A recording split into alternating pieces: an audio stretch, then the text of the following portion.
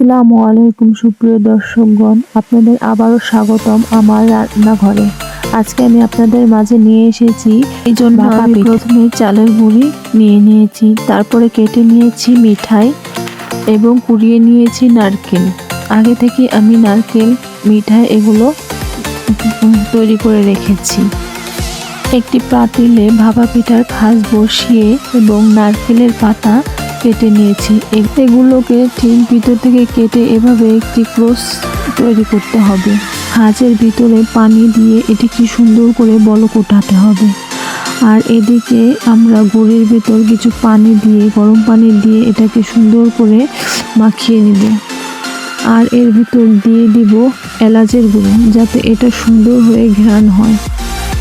এরপরে আমরা একটি চালনের সাহায্যে এটাকে গুঁড়ি গুঁড়ি করে নেব। যত ছোট ছোট দানা হবে পিঠাটা ততই সুস্বাদু হবে। এর পরবর্তীতে আমরা ঢাকুনের ভিতর গুঁড়ি দিয়ে তার ভিতর মিঠাই দিয়ে দিব।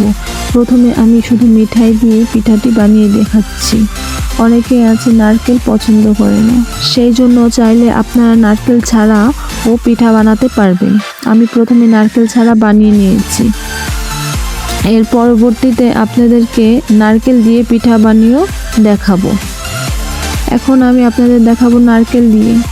আমি পিঠার খাঁজের মধ্যে প্রথমে দিয়ে নিব গুঁড়ি, তারপরে দিয়ে নিচ্ছি কিছু নারকেল। আপনাদের যতটুকু মনে চায় তত পরিমাণে নারকেল দিয়ে নেবেন, কিন্তু মিঠার পরিমাণটা একটু কম রাখবেন।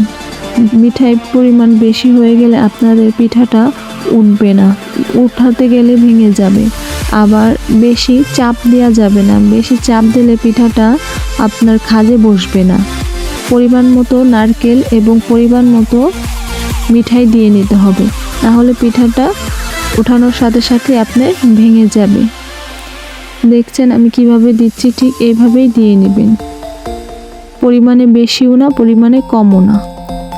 তারপরে আগে থেকে তৈরি করে রাখা সেই নারকেলের পাতা দিয়ে রোস্টির মধ্যে পিঠাটি দিয়ে উল্টে সুন্দর করে ঢেকে দিবেন। পাতাগুলো এক সাইডে করে ঢাকনা দিয়ে ঢেকে দিবেন যতক্ষণ না পিঠার উপর দিয়ে ভাপ ওঠে। আর পরবর্তী পিঠা বানানোর সময় অবশ্যই ঢাকনাটি গরম করে নেবেন। এই যে আমার পিঠাটি তৈরি হয়ে গেছে, এখন আমি এটাকে উঠিয়ে নেব। এই যে দেখুন পিঠার ফাইনাল লুক। আশা করি আপনাদের ভালো লেগেছে। যদি ভালো লেগে থাকে আমার চ্যানেলটি সাবস্ক্রাইব করে দিবেন, লাইক অ্যান্ড কমেন্ট করবেন। দেখুন কি সুন্দর সফট হয়েছে পিঠাটি, খুবই সফট হয়েছে। আপনারাও এইভাবে বানিয়ে দেখবেন, আপনাদের পিঠাও ইনশাআল্লাহ এমনই হবে। দেখুন ভিতরটা কি সুন্দর হয়েছে, খেতেও তেমনই ইয়াম্মি হয়েছে। আজকের মতো আসি, আল্লাহ হাফেজ। অন্য কোনো ভিডিওতে আবার দেখা হবে।